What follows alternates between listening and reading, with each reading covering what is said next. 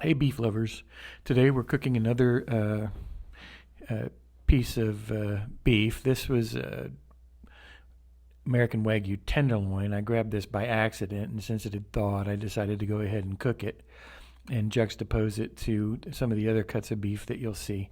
Typically I'm making videos of secondary and tertiary cuts, not primary cuts. This is actually a really nice piece of beef. I didn't bother trimming it at all. There is a little bit of silver skin on it, but it just doesn't matter with this cut. I'm going to salt and pepper it as usual. That's all I do to my steaks. A little bit of salt, a little bit of pepper. Don't forget to season both sides. Make sure you pat the beef dry before you do that so that you can get a good brown crust. It's a hot pan. This is cast iron. As you can see, it's quite hot. The oil is shimmering. Just drop the steak down into the pan and let it start cooking. This is going to take about 5 minutes to cook, and I just went ahead and flipped it over so you can see the crust that's developed. That's what happens when you use a hot pan and you dry the meat.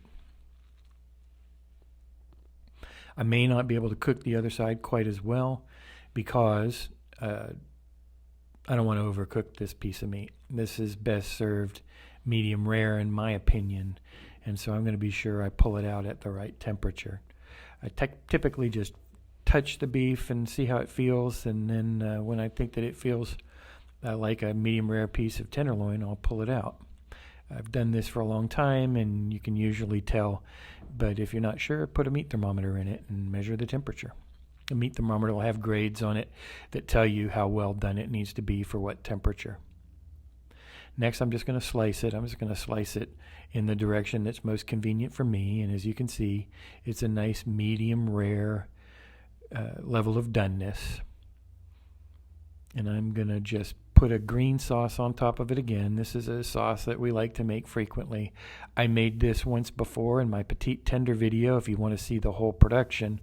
But I'll put the ingredients down below so you can see what's in it. It's basically just diced up vegetables, onions, peppers, sun-dried tomatoes, some oil, and some acid. And then here's the taste test. This is really good. This is a tenderloin. It's hard to go wrong with a tenderloin. It's perfectly seasoned. It's delicious.